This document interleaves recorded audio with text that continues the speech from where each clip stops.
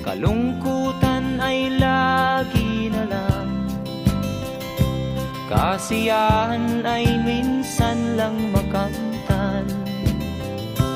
O buhay, kahit sa mga mayaman ay di lubos ang kanilang kasiyahan.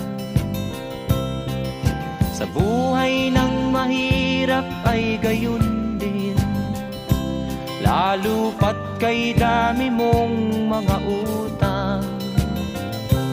O buhay,